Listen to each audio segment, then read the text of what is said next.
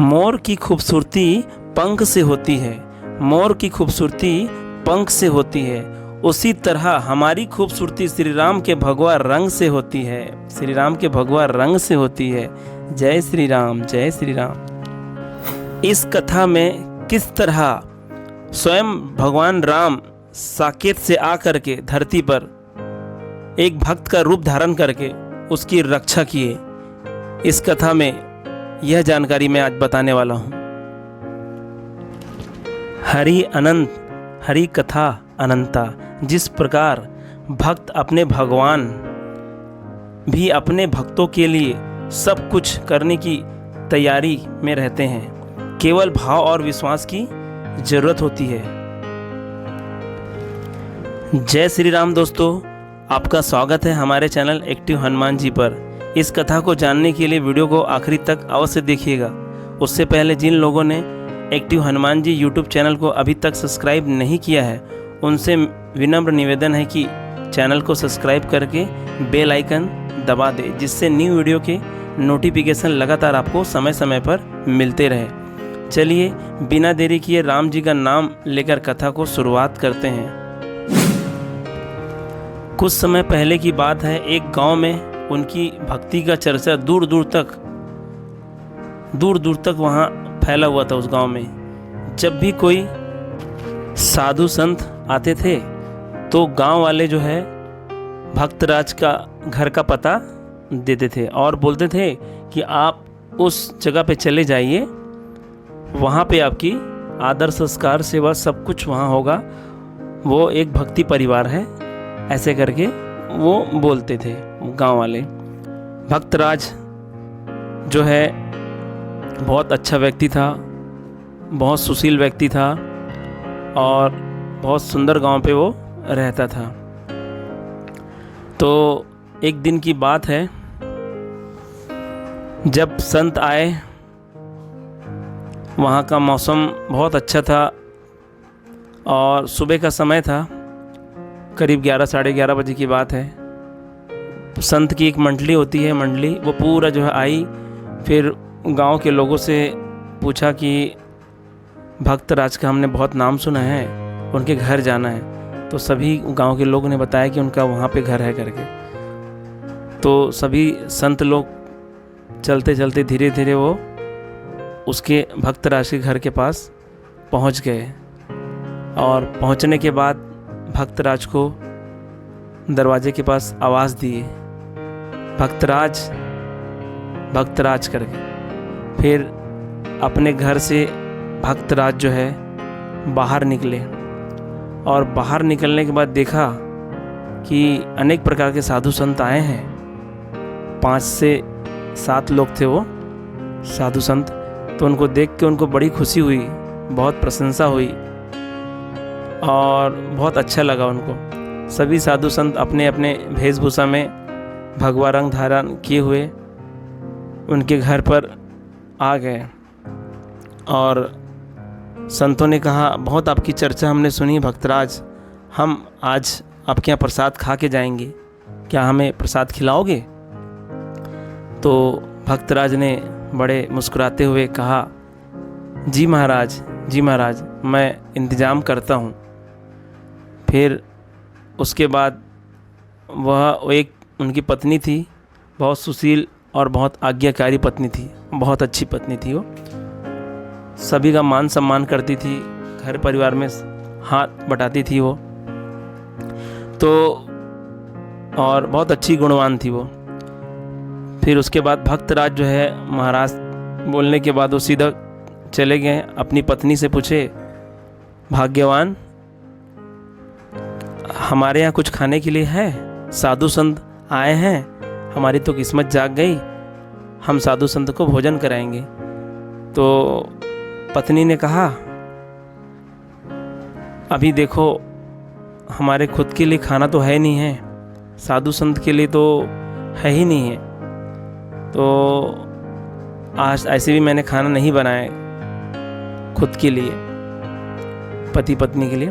तो फिर उसके बाद में भक्तराज ने कहा, कोई बात नहीं, मैं बाहर जाके खाने का कुछ इंतज़ाम करता हूँ, तुम एक काम करो, खाली चम्मच जो है चलाते रहो, इससे संतों को लगेगा कि खाना बन रहा है करके, और मैं इंतज़ाम करके आता हूँ करके। फिर अपने घर से वो भक्तराज वो बाज़ार की ओर चले गए। अब बाज़ार की ओर जाने के बाद सभी वहाँ के दुकानदार थे, उन दुकानदारों से कहा कि हमारे यहाँ साधु संत आए हैं, तो थोड़ा मुझे अनाज की ज़रूरत है और पैसे की ज़रूरत है, आप दे दो, मैं लौटा दूँगा। तो पहला दुकान गए, वहाँ से उनको निराशा मिली।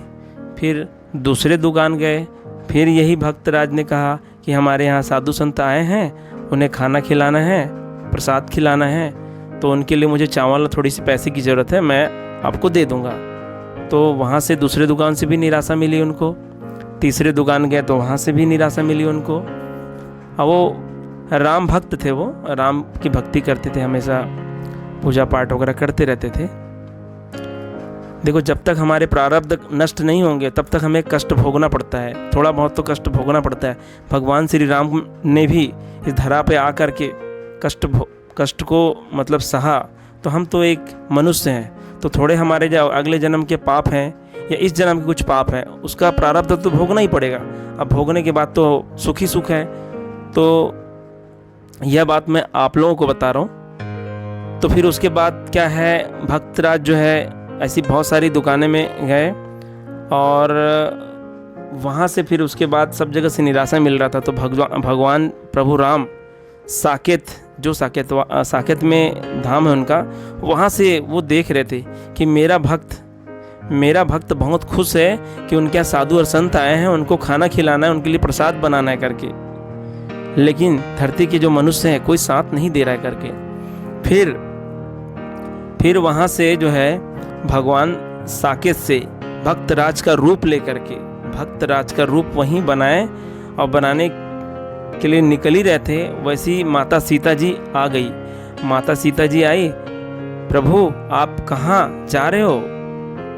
तो प्रभु राम ने कहा, देवी जी, जहाँ मेरा भक्त परेशान होता है, जहाँ मेरा भक्त संकट में होता है, वहाँ तो मुझे खुद जाना पड़ता है। तो फिर उसके बाद जो है वहाँ से प्रभु राम जो है सीधा पृथ्वी लोक आकर के भक्तराज के यहाँ उनका रूप धारण करके आ गए। आने के बाद जो है बहुत सारा चावल और सामग्री जो खाने पीने की होती है वो बहुत सारे लाए। तो घर में उनकी जो पत्नी थी, पत्नी से मिले, तो बोले आप आ गए? पत्नी जी बोली आप आ गए? तो भक्तराज ने कहा हाँ मैं आ गया, साथ में बहुत सारा चावल और बहुत सारे अनेक प्रकार की सब्जियां वगैरह है, मैं लाया हूँ, ऐसा करके बोले। फिर उसके बाद पत्नी ने कहा कि ठीक है, आप फटाफट रख दीजिए, मैं फटाफट काटना फिटना पड़ेगा, और जल्दी इसको काट फिट के महाराज जो आए उनके लिए मुझे भोग तैयार करना पड़ेगा करके उनकी पत्नी ने सारा सामान ले लिया और बनाने में वो जुट गई। और जो भगवान राम हैं वो संतों के बीच जो है बैठ गए, और बैठने के बाद जो है वो भक्त की बातें कर रहे थे, भक्त की मतलब चर्चा कर रहे थे वहाँ पे, क्योंकि उनका रूप धारण किया था जिसे कोई पहचान नहीं पा रहा था। तो वो भक्त का रूप धारण करके अपना जो भी भक्त की चर्चा कर रहे थे, आपस में सब बातचीत कर रहे थे। और उधर जो ओरिजिनल भक्तराज है, जो हर जगह से निराशा मिलते गई, फिर वो ऐसे करते करते वो आँख में आंसू लिए धीरे धीरे वो घर की ओर आ रहे थे, और अपने आप को कोस रहे थे कि आज मुझसे कोई गलती हुई प्रभु, मुझसे कोई पाप हुआ है प्रभु, इसलिए मुझे साधु संत आज में हमारे घर से भूखे जाएंगे, आज हमारे घर से भूखे जाएंगे, यह बोल रहे थे वो भक्तराज। फिर अब वो रोते रोते अपने घर की ओर धीरे धीरे वो आ गए। आने के बाद जो है घर में आए तो देखें कि सेम उनके जैसा व्यक्ति बैठा हुआ है वहाँ पे, और साधु संत से बातचीत कर रहे हैं। तो 2 मिनट के लिए उनको थोड़ा आश्चर्य हुआ, और फिर उसके बाद वो उस रूम में चले गए, और सभी को साष्टांग दंडवत प्रणाम किए। और प्रणाम करने के बाद में जैसे उनकी तरफ देखिए, उनके रूप की तरफ, तो वो वहाँ से अदृश्य हो गए। अदृश्य होने के बाद में फिर वो अचानक फिर वो वहाँ से प्रणाम करने के बाद सीधा वो अपनी पत्नी के पास गए मिलने के लिए। तो आज तो ऐसा लग रहा है कि कुछ नहीं मिल पाया, आज हमारे यहाँ संत जो है खाली हाथ ही जाएंगे और खाने की व्यवस्था नहीं हो पाई, कुछ नहीं मिल पाया। पत्नी ने कहा, आप कैसा बोलते हो, आप अभी तो आप सारा अनाज सब कुछ आप ही तो ला के दिए हो, और आप ही बोलते हो कि साधु संत भूखे जाएंगे, कैसे आप बात कर रहे हो। तो भक्तराज ने सोचा, मैं आया था, हाँ आप मजाक मत करो।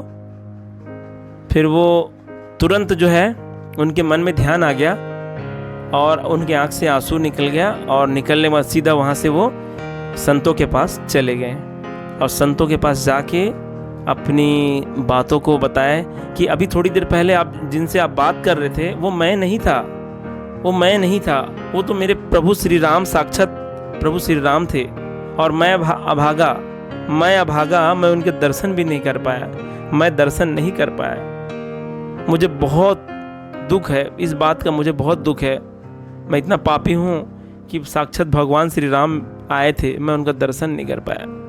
उनमें से एक साधु वहाँ उठने के बाद में भक्तराज को गले से लगा लिए, और गले से लगाने के बाद बोले, बेटा तुम्हारे जैसी भक्ति को मैं नमन करता हूँ और बहुत शाबाशी देता हूँ, बहुत आशीर्वाद देता हूँ कि तुम्हारे जैसे निष्ठा और बहुत अच्छे से भक्ति करते हो, इसीलिए भगवान तुम्हें दर्शन दिए। दर्शन मतलब तुम्हारे घर पे आए, तुम्हें थोड़ा सा भी झलक देखने मिला होगा, वो भी सौभाग्य की बात है।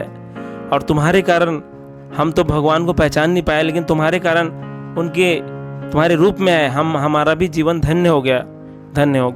फिर उसके बाद सभी साधु संतों को उन्होंने भोजन की व्यवस्था, भोजन फटाफट बन गया था, उनकी पत्नी ने बनाया, सबको खिलाया बैठाल करके। उसके बाद भगवत चर्चा होती रही, और उसके बाद फिर संध्या होने से पहले ही सभी महाराजों को उन्होंने विदा किया और बहुत आशीर्वाद दिए, और फिर उसके बाद वहाँ से साधु संत चले गए। तो भाइयों और बहनों, आपने देखा, जिनका भाव और निष्ठा से पूजा पाठ करते हैं उनको भगवान का चमत्कार देखने मिलता है, और उनकी कृपा हमेशा रहती है। आप श्रद्धा भाव से आप उनकी पूजा पाठ तो करिए और भरोसा करिए, कल्याण आपका भी होगा। दोस्तों इस वीडियो के जरिए हम आप तक यही संदेश पहुंचाना चाहते हैं कि मानव जीवन की सबसे बड़ी पूंजी अगर कुछ है तो वह सिर्फ राम नाम जप है। कथा अच्छी लगी हो तो कमेंट में जय श्री राम लिखना मत भूलिएगा, जिससे दास का मनोबल लगातार बढ़ता रहे और अच्छे प्रेरणादायक वीडियो आपको प्रस्तुत करता रहूं। आपसे निवेदन है, अगर आपके पास भी राम नाम का कोई भी अनुभव हो तो उसको मेरे ईमेल या व्हाट्सएप पर भेज सकते हैं, जिस पर वीडियो बनाकर अपने चैनल में अवश्य प्रस्तुत करूंगा। ईमेल का पता और व्हाट्सएप नंबर वीडियो के डिस्क्रिप्शन में दे दिया हुआ है। मिलते हैं एक नए टॉपिक के साथ। हम जल्द ही एक और श्री राम नाम की महिमा को बताने के लिए चमत्कारी वीडियो के साथ वापस आएंगे। सभी को मेरी तरफ से जय श्री राम, जय हनुमान, जय श्री राम, जय हनुमान।